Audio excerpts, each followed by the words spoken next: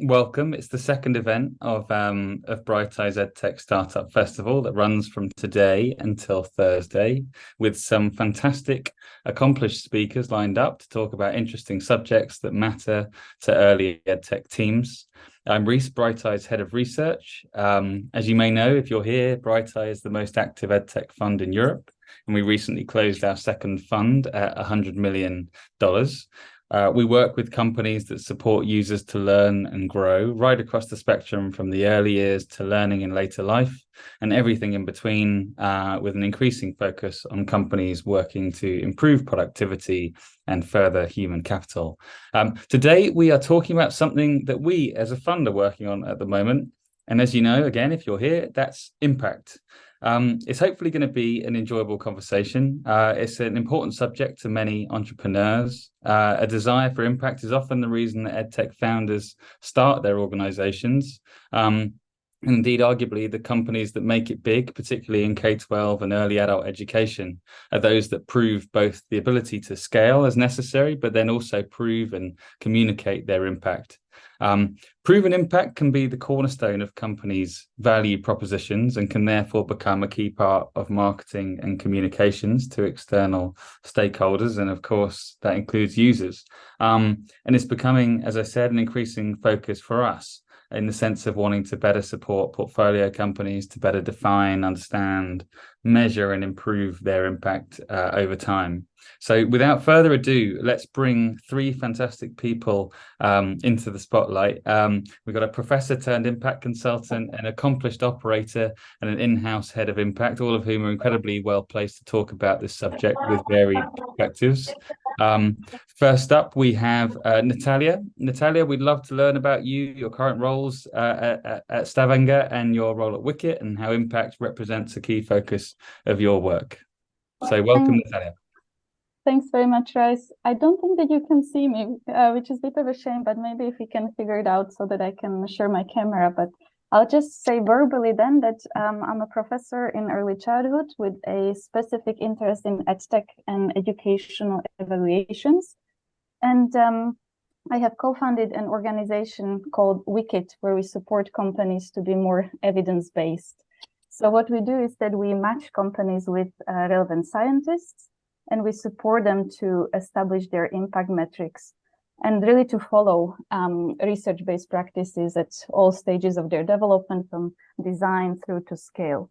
And as you say, we started in Norway, where we are based, but we work internationally and developed several services based on what we see as the highest demand in the ecosystem. And when it comes to impact, that is our bread and butter. It is what we do every day with the companies, but also when supporting investors and funders in edtech. So I see impact as a mindset, really, where you have to have a philosophy, but also some techniques around that. So that is our mission, really, in WiKIT, to make sure that edtech that scale actually are edtech that have positive impact on education, but also on other aspects in which they are operating and that they are targeting. Fantastic, thank you, Natalia, and we will do what we can to get your video back. Over to you, Adrià, head of operations at Ironhack. We'd love to hear about you, your biography, and a bit more broadly about how Ironhack considers impact as well. Sure. So, hi everyone. So I'm the Vice President of Operations and Finance at Ironhack. I've been on the company for a little bit over 5 years. Prior to that, I always was on the tech ecosystem, but not on edtech. I was more on the e-commerce and travel industries. But I joined back in 2018 Ironhack because of the vision and the impact that they had, right? When I spoke with the founders, they explained me a little bit kind of like the story of how they founded Ironhack, and the story was totally, what they wanted to do was have an impact on the society, because they were seeing, the tech ecosystem booming and with a huge need of tech jobs, but at the same time they saw, high unemployment rate back in 2012. Especially for junior people, right? So what they did was actually created a bootcamp school. The bootcamp model is a model that kind of allows anyone to change careers in 9 weeks to allow anyone that, back when they went to college, they didn't know exactly what they wanted to do. So, whenever they were like 25, 30, 35 years old, if they wanted to actually have a change on their career, they had an opportunity to actually move away from, an unlucky career, not unlucky, or, if they were unhappy or they were not having kind of like the means that they wanted and kind of the objectives that they wanted to achieve, to give them an opportunity to actually move to tech, which was, a booming sector and a sector that kind of had a lot more opportunities. Okay. I will pass. So since then, we are focusing completely on, we started completely on B2C, helping individuals that wanted to actually change careers. But recently we've also moved to B2B to help companies actually reskill their talent too. So at the end, if you're a big organization and you have a team that like you don't need anymore, instead of firing those and hiring new team members, actually helping those organizations reskill that talent. Wonderful. Thank you. Two fantastic panelists so far, and let's make it three. Welcome, Alyssa, Head of Impact at TeachFX. Again, we'd love to hear about you and TeachFX and how impact is obviously a very core part of your role. Thanks so much. It's great to be here and to be with everyone this morning or this afternoon, depending on where you're located. As Rhys said, my name is Alyssa Van Camp, and I am the head of research at TeachFX. At TeachFX, we have an application that teachers can use in their classrooms to make audio recordings of their instruction.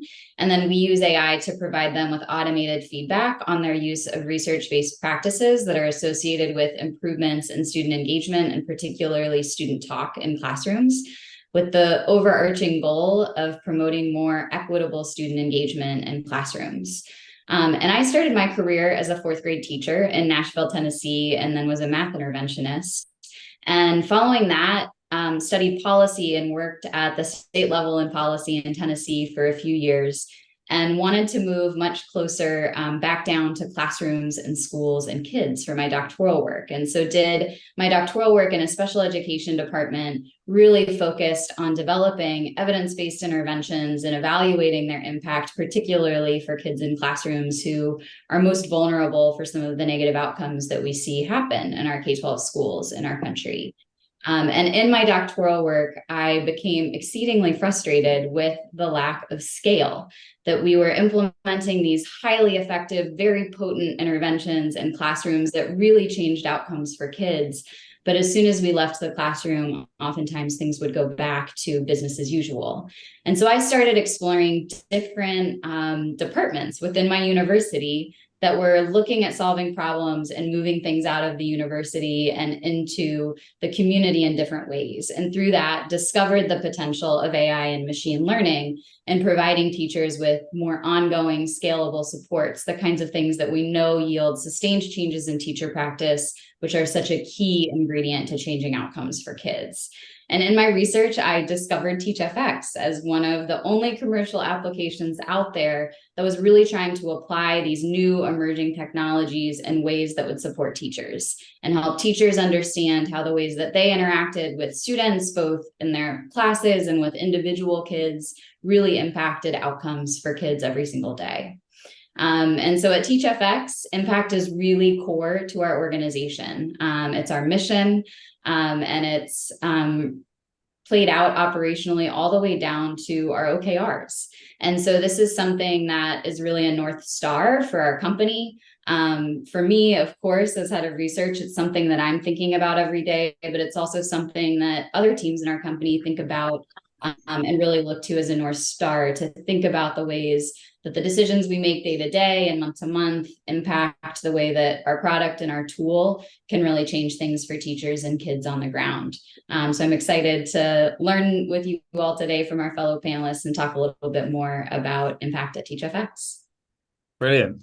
We told you it'd be 3 out of 3, so hopefully you agree. So let's dive into some questions, and a reminder to everyone in the audience that we'll be monitoring the chat. So if you'd like to pose a question to the panel, please do, and panelists, please do also keep an eye on it when you're not speaking, just in case something is targeted for you, so we can help keep them relevant to the conversation we're having as we go.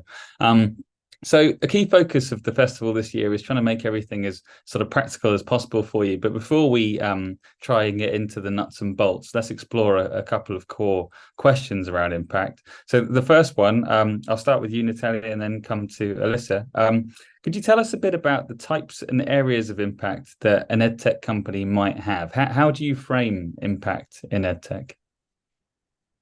That's a brilliant question, and I really liked how actually Adrià and Alyssa framed impact when they introduced each other, because it is a bit of a buzzword, impact and evidence. You know, people use it for different meanings. I guess what I would say is that there are some established definitions of impact and evidence, some frameworks that have been developed in the science of education evaluation. But there are also some sort of ways of defining impact that work for different investors, different funders, and VCs.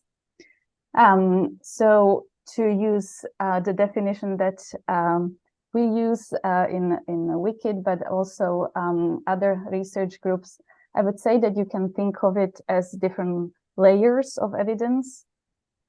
And those layers are actually easy to map on the international standards of evidence. So if you know, if you're familiar with the ESSA standards in US, you would know that there are 4 different levels, 4 different tiers of evidence.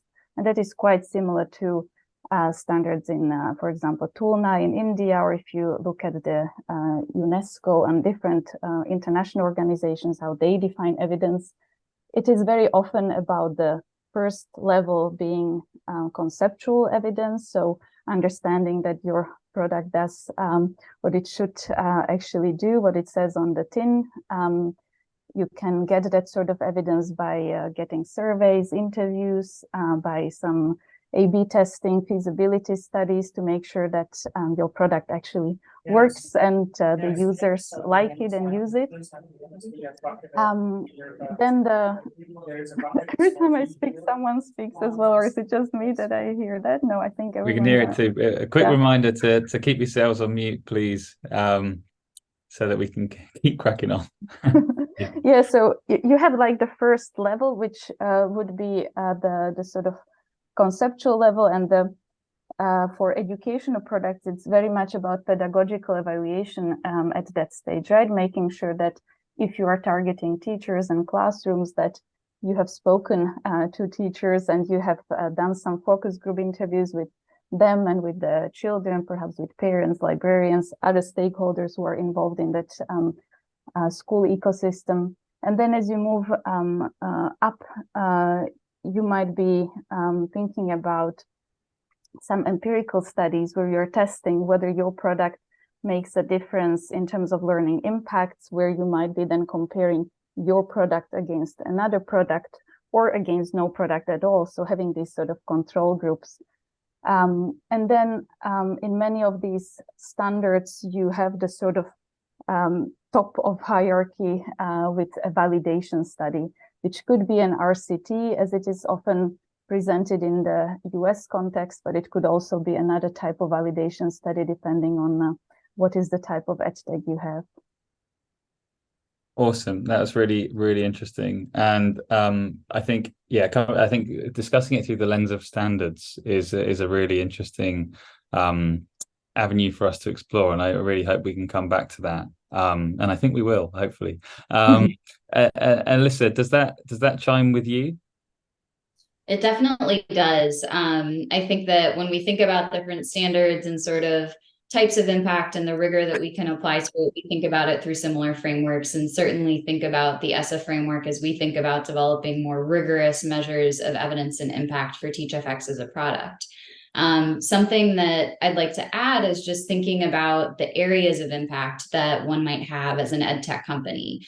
And so some ways that I've thought about this more as a researcher is that oftentimes our end goal, of course, is to improve outcomes for students, right? And so the gold standard for us as a company is certainly looking at students' learning outcomes. But as researchers, we know that students are nested in classrooms, and classrooms are nested in schools, and schools are nested in districts. and that all of these districts are also part of communities that include students' families and the community agencies that support them. And so there are lots of different areas in which an edtech company might influence those different stakeholders. And those stakeholders are all essential to kids' success. And there are different ways that we would measure the impact that we might have on those different stakeholders as a company. And I think it's really important to think about that kind of broadly. We often, in the context of research, really focus specifically on student outcomes, but there's so many things about the ways that the systems around students are operating, the well-being of the adults that are interacting with kids, or the well-being of adults that are supporting educators day to day, really impact the long-term outcomes of students and also just the success of schools and communities. And so I think it's important to broaden sometimes our understanding of impact and the ways in which companies can support the broader education ecosystem as a whole. That is a really interesting point, and it really does. That also chimes with the way that we're thinking about it. So we tend to divide impact into two areas. One is efficiency, so money and time saving. For example, money saved for school districts, time saved for teachers, and then the other big bucket is effectiveness. So that's more focused on the outcome side of things. But I think one of the points I take from your comments there, Alyssa, are that that view that we have is potentially a little bit oversimplified, where we're sort of looking at one crude metric rather than sort of the impacts that we're having across a whole range of sort of users within an ecosystem. And if you can try and develop an approach that takes that into account, then you'll probably have a slightly better reflection of your true impact. But yeah, totally, really interesting. So thank you for those thoughts. And Alyssa, to double down on some of that before coming to Adrià, how would you advise companies to go about deciding what they want their impact to be, particularly those companies that haven't necessarily always had impact front and center? It'd be really interesting to hear your perspectives on that. Definitely. I really appreciate this question. And I think the core of my advice would be to not do this alone. That the most important thing to center that question on is the lived expertise and experiences of the stakeholders you're trying to serve. It's really difficult for us as employees at edtech companies. Even though I started my career as a teacher, I'm so aware that as soon as I stepped out of the classroom, I lost touch with the intimate reality of what's happening day to day for teachers and kids in schools. And so in order for me to really understand the impact that I'm trying to have and how to go about it, I need to get close to the ground again and listen to the stakeholders who I'm really trying to support and change outcomes for. And so I think it's important both to listen to those stakeholders that you're trying to serve, whether those are educators or students themselves, perhaps families and caregivers or school and district leaders.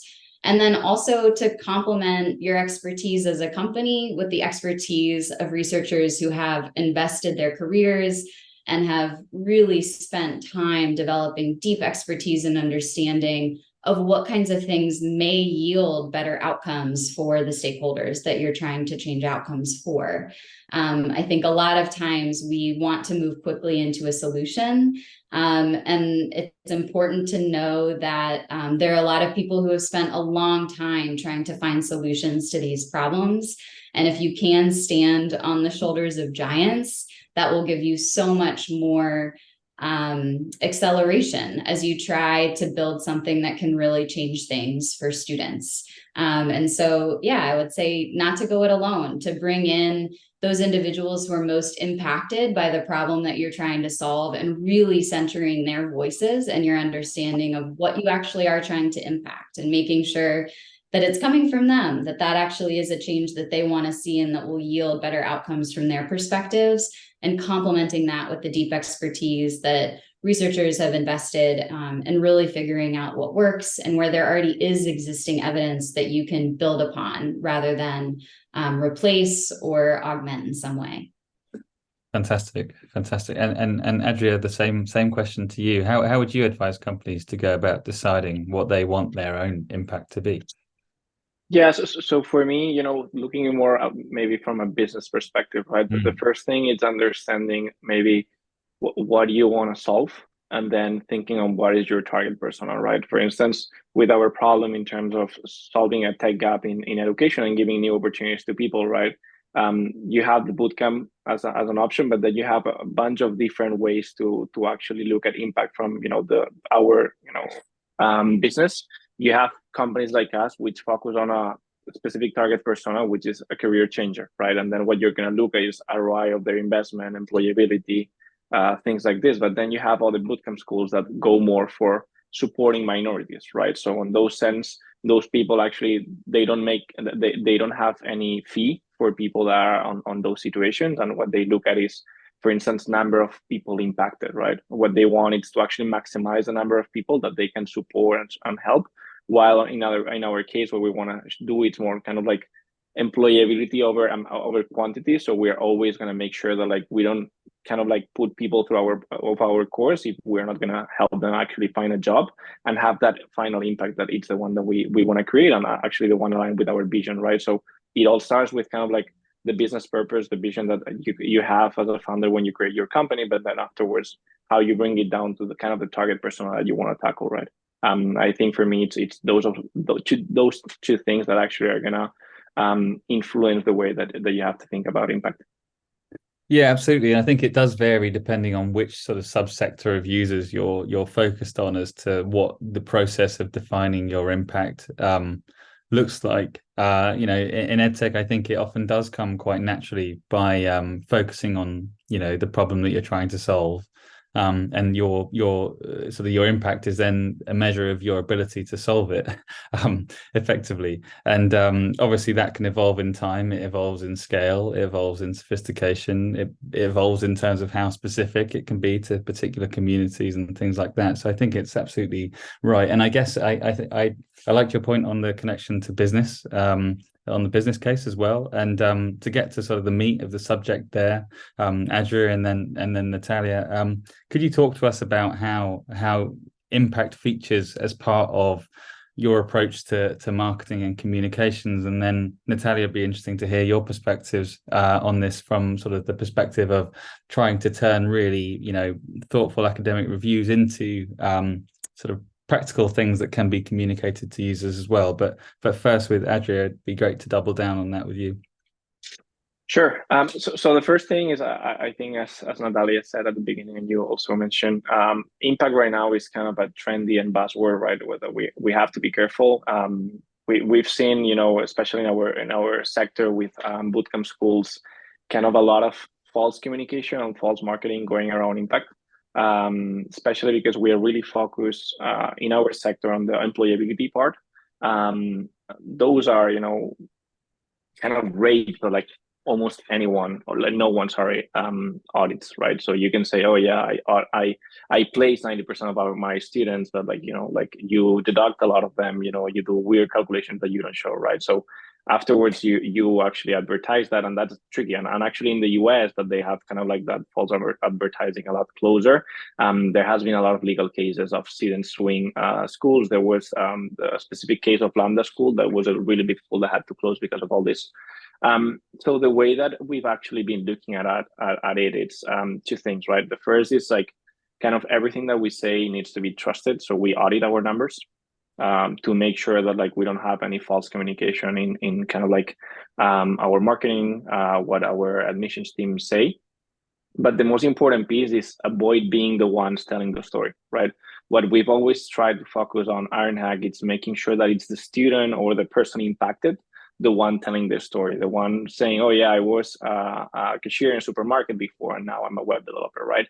And what we try to do is actually expand that communication and enlarge the diffusion of that student, right? I think that's what actually helped us a lot grow in the past, and still does, to make sure that it's our students to tell their story either by like written post or like testimonial videos, and then kind of like make sure that like that communication gets to or increases the reach. Because otherwise, what we want to, we don't like kind of like taking advantage of the impact piece, right? Because we are committed to creating an impact, and we don't want to create kind of an advantage on that side. But we agree that, like, by telling those stories, more people are gonna kind of have that opportunity in the future, right? So in that sense, what we tried to do was actually specifically focus on the placement side, to make sure that, like, we use student voices, and then we audit our numbers to make sure that, like, we're not promising fake things, as we've seen other players in the market do. Yeah, very interesting, and great to hear that you're choosing to keep it honest and treating all of that properly. Because I think, to the point around standards, which again we'll come back to. There's a reason standards exist, right? It's to try and sort of bridge the gap between sort of marketing lines and what's actually sort of being realized, and making sure that it's not sort of one outlier case that's been shown to have a fantastic impact and 99% aren't. It's more representative of the value that users can get from that sort of impact, efficiency, or outcomes perspective. And Natalia, what's your view on this? I so much agree with what has been said so far, and I really wanted to, as you said, Rhys, double down on the point of, what's been mentioned in relation to core outcomes and additional outcomes, right? So making sure that you, as a company, make claims in relation to the core outcomes that your product is actually targeting, rather than some ad hoc measurements or perhaps some success criteria that might matter to you as a company and for the success of your business, but not necessarily in terms of learning impact. So that is very important, both in terms of communicating to customers, but also communicating to your funders who care about the ethical value here with communication. So being transparent and trustworthy means that you need to make sure that the impact communication is really valid and ideally independently verified, so that it's been measured by researchers who have been trained in measurements, so that especially if you report some numbers, that the numbers have been checked, because numbers, especially in US schools, have a specific connotation with student outcomes, and they are linked to different district funding and how we follow individual children. So it's quite important what the numbers mean and how they've been measured, and what it implies for funding in a specific context. Yeah, fantastic, and that actually links on quite kind of neatly some of those points in terms of how your approach to impact evolves with scale. And obviously with Wicket at the moment, you're building a range of support programs for EdTech companies to use as they progress in their own impact journeys. Could you tell us about how, what the base level looks like there, and how that progresses as companies scale? And that's with a view to, for people in attendance, the first actionable steps that they can take on their impact journeys from sort of an early stage to potentially when you're getting to those RCT points. Yeah, that's a very good question. It varies, quite frankly, and it's not the case that it varies by maturity of company. You might think, that it would be the case that the big players out there have done, all of them, some big RCTs, or have big research teams, but it's not always the case. So it does vary, not necessarily only by company size, but also by how much the company prioritizes research, prioritizes impact measurements, and evidence services. So I guess what I would recommend to any company at any stage is to really think about the scientific basis of their product. So making sure that when it comes to impact measurements and the impact on learners, children, educators, people, that they are verified by some scientific pillars, as we call them. So making sure that they're aligned with some learning theories and learning studies that have been done in that specific area.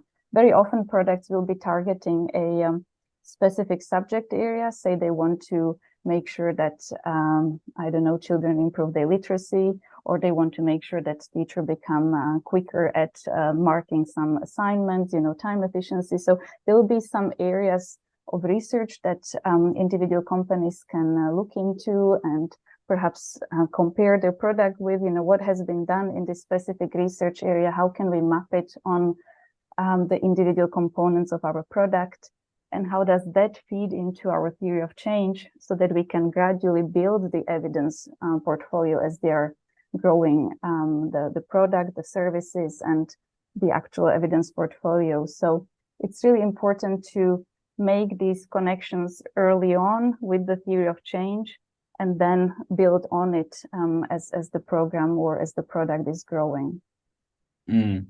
Yeah, and I think like part of the process is probably understanding where in your development you have questions or assumptions that you're needing to make that require more evidence than others. For example, the way you use language in an early years intervention when you're speaking to young children via an app, or when you're speaking to parents and there's a certain sort of style of delivery that's known to be particularly impactful. That's right. Sort of a very sort of soft way that you can use evidence that already exists within sort of your development process, rather than, and you get that insight either by your own research or by speaking to a fantastic expert. But it's important and doable in those early stages to make sure that you do that, and it can yield some really fantastic and more impactful work from your early days. Absolutely. Yeah. Like, don't base it on intuition, right? I think we have passed the days where someone who has a great idea can just launch an app in schools. We really need to make sure that it's based on some evidence. And I think increasingly companies are aware of the need to make sure that they think about evidence as not a quick tick-off exercise, but something that becomes really part of their DNA. And very often they come with a solid idea, and they ask us as researchers to almost vet the idea, to refine it together with them and be like their thinking partner, strategic partner to make sure that it makes sense. And those projects are the most exciting to me, because we as researchers also learn, you're generating science with the people, they have access to data, they have access to people on the ground. So for us as researchers, is also a very nice project then. So it's absolutely a two-way street. It's not like, you should just take the research and apply it, but also the researchers learn from that. Absolutely. And Alyssa, TeachFX is quite far along this journey by this point, and in some ways is a really interesting outlier, because as a creator and sort of holder of data via the systems you've built, the data you hold is highly desirable and new for academics in a lot of cases, and you're able to have an extensive impact via a number of interesting research partnerships, which we've spoken about before. Could you tell us a bit about how TeachFX's impact approach has developed over time, including your own approach to sort of measuring your own impact? Definitely. So building on what Natalia shared, TeachFX and the pedagogy that it's rooted in terms of promoting more student talk and more equitable student talk in classrooms is really rooted in research-based frameworks for effective pedagogy in classrooms. Our founder, Jamie Poskin, developed this while he was at Stanford's Graduate School of Education, and did it through collaboration with end users, by talking to principals, by talking to teachers, by talking to students about what worked in classrooms and what was missing, and how to kind of bridge that gap for educators and for kids. And so I will say that the foundation is really rooted in conceptual frameworks that do have evidence behind them. That being said, the journey toward measuring impact for TeachFX as a product is still a journey. Even when you're rooted in evidence at the start, understanding how tools that incorporate those frameworks actually are implemented on the ground, and what the active ingredients are for them to have the impact that you want to have, I think is an evolving research question that we have to continue to ask as we grow and scale and continue to learn about the different kinds of communities in which our tool is being used. And so I would say TeachFX very much so started off as a company that was looking at research from a more descriptive and descriptive and exploratory way, looking at ways that when teachers use our product over time, is that associated with increases in student talk? And those are things that we could see from the data that our app collects itself, which makes it easier or sort of lower hanging fruit kinds of research questions to ask and answer. As we've grown and expanded, as you said, Rhys, we've built partnerships with researchers who are really interested in kind of unlocking the black box of what's happening in classrooms and better understanding what types of teacher interactions with kids and with different populations of kids actually promote better learning outcomes. And we've learned over time that that's a pretty complicated question to ask and answer. And so through research partnerships, we've been able to deepen our understanding of different types of measures that we can use that are outside of our application itself. So our application does give us insight into the way that teachers and kids are interacting and what they're talking about in classrooms, but we don't get clear insight into students' learning outcomes. And so by partnering with researchers, we've started looking at more established metrics of student learning and also of teacher practice, and seeing how our understanding of those things from the things that we are able to measure in our app are related, and whether our app is actually making moves for those more established metrics that schools and educators often look to understand their own success.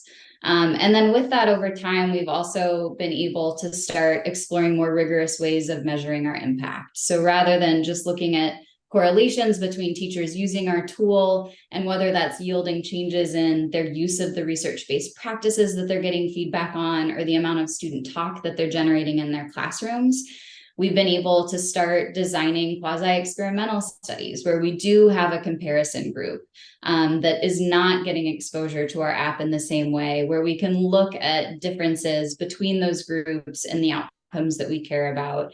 And we're currently building up to conduct randomized control trials with researchers where we really will have some good evidence of whether use of TeachFX is associated with the outcomes that we want to see for students. And then the other thing that I'll add is that something that has evolved over time and that's become possible both as we've reached more teachers and more students and more diverse school communities, but also as we've been able to build out relationships with researchers, is really understanding the differential impact that our tool can have on different populations of kids and teachers. We know from research that student talk is really important and instrumental to kids' learning, but there's a lot that we don't know about the ways in which teacher moves can facilitate student talk for different populations of kids. And so right now we're able to invest in deeper research studies with our research partners to start asking questions about which practices work for which populations of kids and how can we build our app in a way that promotes equitable outcomes for all kids in a classroom, no matter where our app is being implemented and what kids we're trying to serve. And so I think in many ways we've evolved both in terms of the rigor of evidence that we're trying to pursue to better understand the impact that this tool can have on kids' learning, but also looking in a much deeper way about equity and how the use of this tool impacts different populations depending on the context in which it's implemented in, and really thinking through ways that we might need to tailor or customize the types of feedback or recommendations that we provide to teachers based on the populations of kids that they're serving to make sure we're promoting good outcomes for all kids in classrooms. Brilliant, brilliant. And to what extent is the impact of increased student talk, the data on that, a central part of your sort of marketing or the way into schools and universities for you to build new relationships? It's really essential. I will say, building on what Adrià shared, we really center center stories in the way that we communicate with educators and with school and district leaders.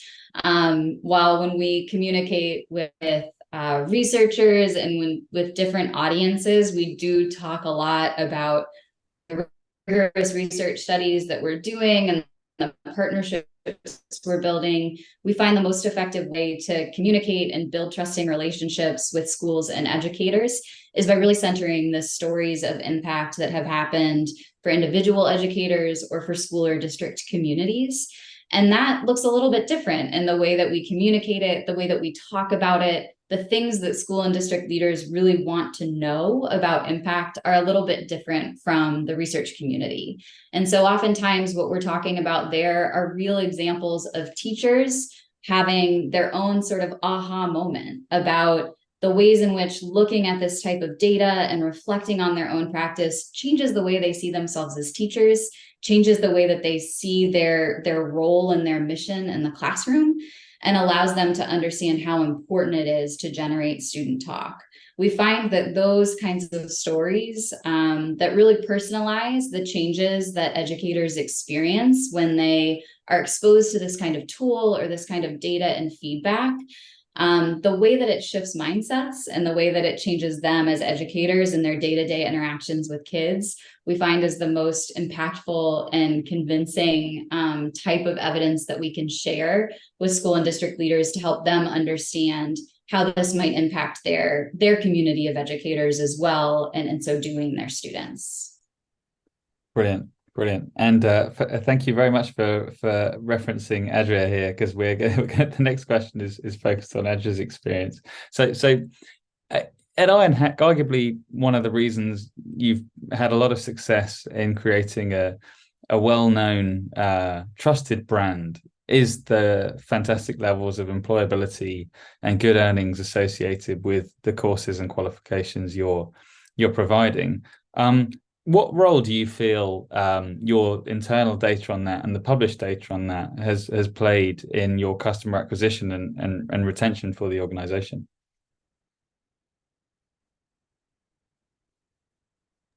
Sorry. It definitely played a key role, right? As I said before, the way that we communicated to the public, it's been in two ways. One, it's been making sure that it's the students, as Alyssa was talking about, the ones explaining their story, and then giving kind of like trustworthy numbers behind. But like for me, it all starts like a lot sooner, right? It starts with the quality of the education, and then it starts with the contact with the job market. For us, those two things, it's been key in order to make sure that, we had since the beginning those high numbers of employability. At the end, you can have amazing education, right? But if you're not connected with the job market, you don't update your curriculum as the job market demands.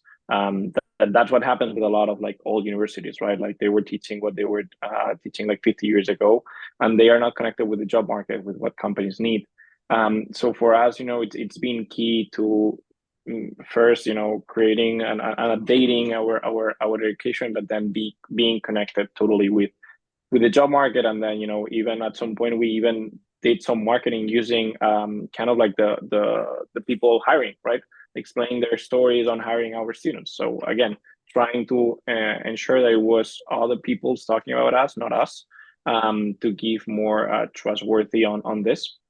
So in that sense, right, it all started with quality of education. It continues with connection with companies, but then it feeds back into the quality of education because you keep updating your curriculum.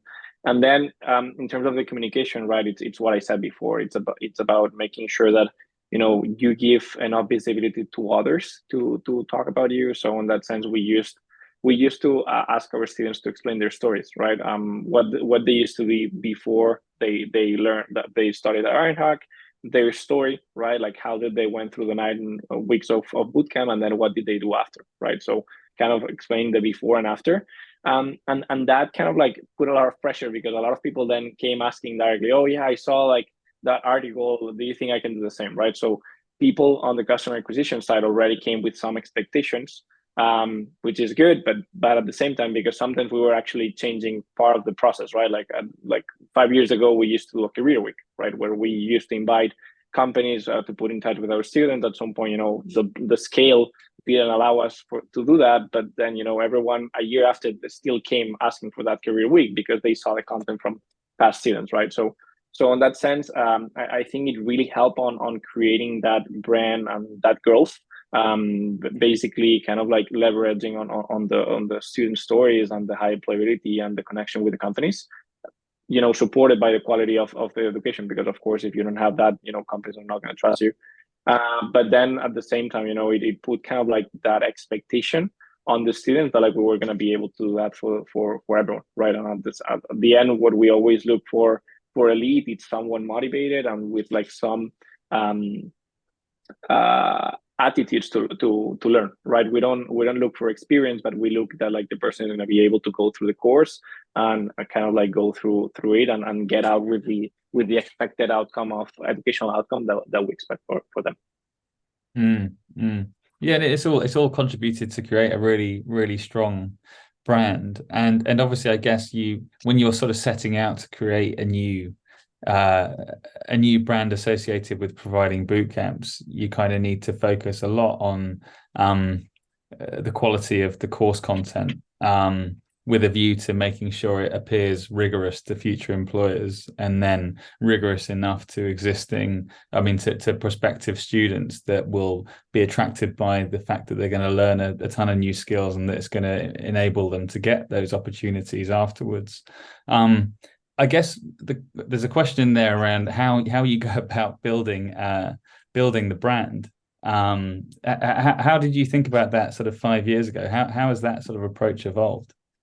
Yeah, so it appeared pretty organically. 3 years ago we said like we had no strategy on building a brand. We need someone who builds that strategy. But actually organically we've actually created one, right? For us, it came down from what we said, right? Making sure that we have quality of education. We have feedback from the job market. We made sure that like the job market kind of like was interested on our product, which at the end of the day was our students, right? And then making sure that our students kind of like explain their stories, right?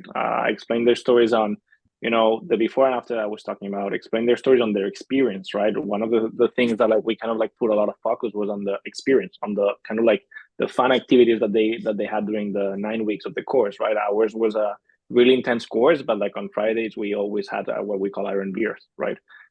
So in that sense, we put a lot of focus on that experience, on creating that word of mouth. And that, difference with other schools, we had a huge amount of people that came organically from referrals, right?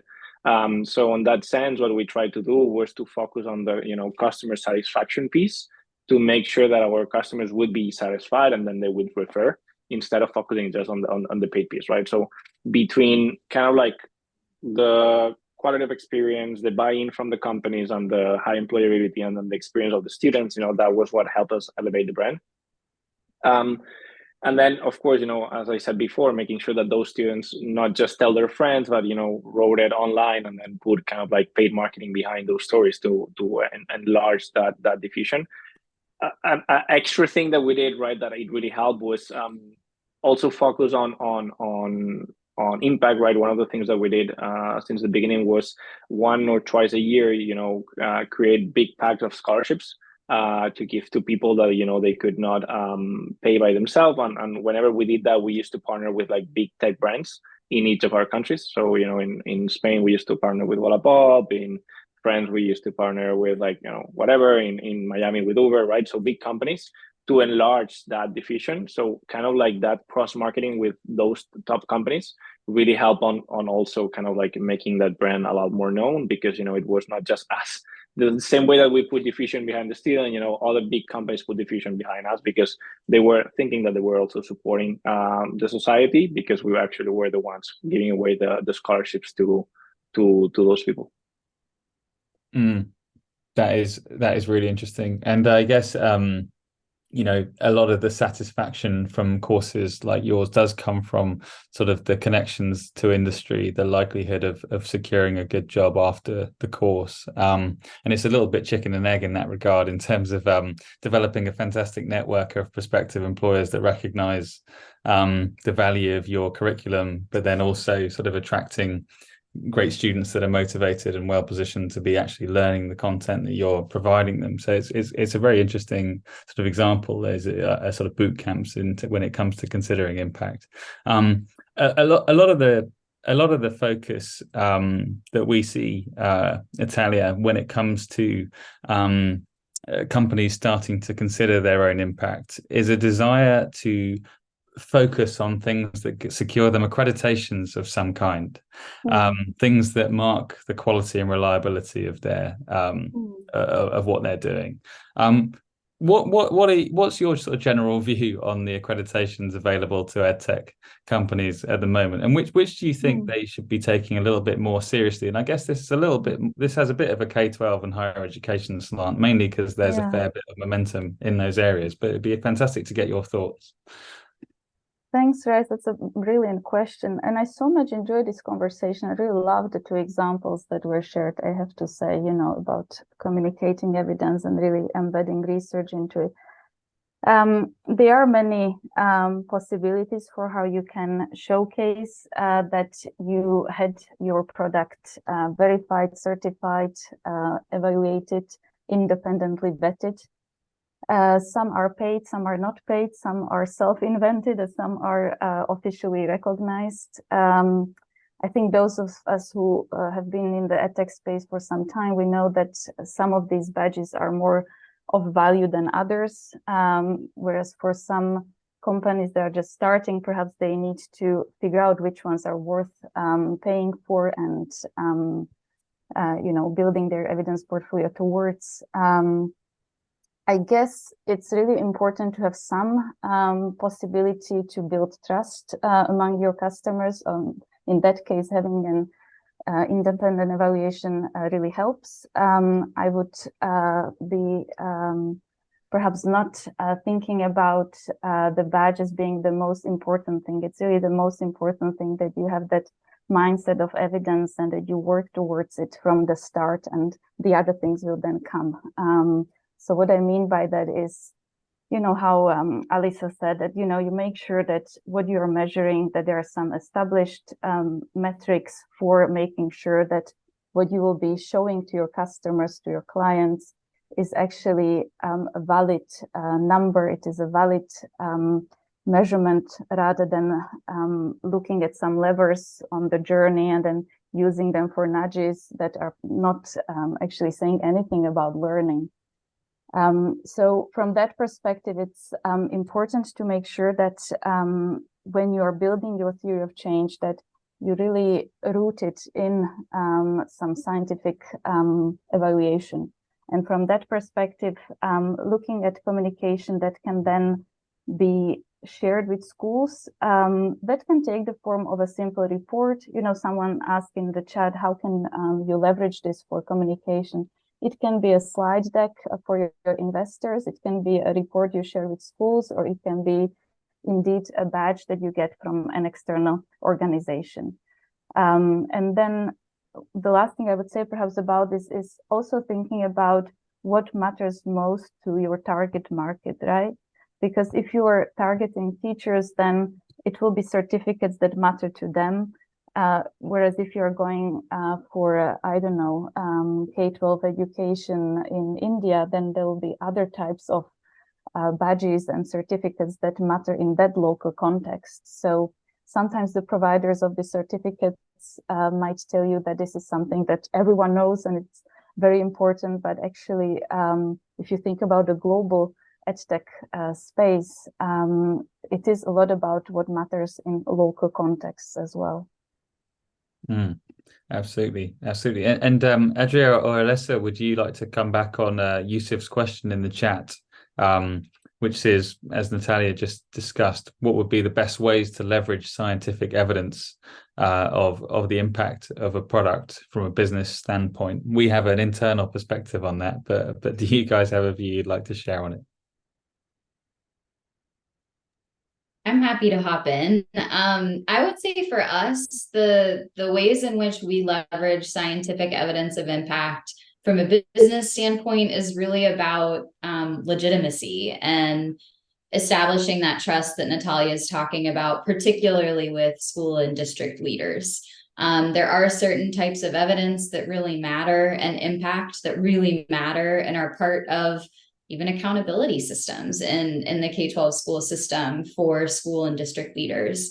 And so I think in that regard, having really clear evidence and rigorous evidence that supports the impact that our tool can have on outcomes that really matter to those leaders is really essential. The one caveat that I'll say is I still, if you were to talk to our sales or our marketing or our customer success team, they would still really highlight the importance of qualitative stories for those stakeholders.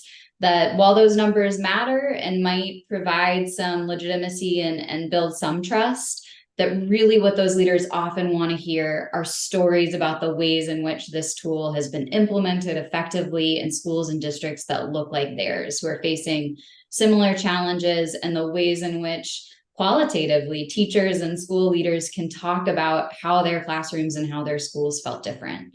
And so I do really think that when it comes, at least for us, from a business standpoint, we're really trying to communicate to school leaders and to school district leaders, and that it's really a balance between having that quantitative evidence that includes measures that they really care about in their context, but complementing that with the stories of real educators and real people who have been impacted by our product in a pretty personal way. That's a fantastic point, and very neatly brings us to the very final, very crude ending that we're going to go for, which is if you had one key takeaway each, what would it be? And we'll start with Adrià, if that's okay, and then we'll go to Natalia, and then to us. I would rephrase basically the last sentence of Alyssa's, right? For me, the clear takeaway coming from business or research is like you need to balance the quantitative evidence with the real life stories. Because I think, especially on an edtech, right? We're not talking about, medicine. I think you're talking about like real impact on lives of students, of teachers, right? So I think you need to balance both. I think more and more the quantitative part is taking, a lot of importance because you want data to back it up. But then you never should lose kind of like that human story, because that is what it's going to help you, sell the product in itself. Awesome. Perfect. Thank you very much. I love that, it's methodological plurality. It's so important making sure that we really include different types of evidence, qualitative, quantitative. But I wanted my final point perhaps be a balance between business metrics and scientific metrics when it comes to impact. Really important. Awesome. Very neat. And Alyssa, to close us off. Yeah, I think my sort of take home point would be to stay close to the individuals that you're trying to impact and to really understand the problem from their perspective. That when you stay rooted in their lived experiences and their expertise and their day-to-day realities, you'll much better understand how to solve the problem and how to have the impact that you want to have for the stakeholders that you're trying to support. Brilliant. They were 3 fantastic takeaways. So even if you tuned in for the last minute, hopefully you got some useful takeaways. But on that point, thank you very much for a fantastic conversation. Really interesting and helpful to hear your perspectives from a range of industries and backgrounds and specialisms. And I guess it just points to the fact that impact varies a great deal by subsector and by the way that people look at it. But hopefully some really interesting takeaways.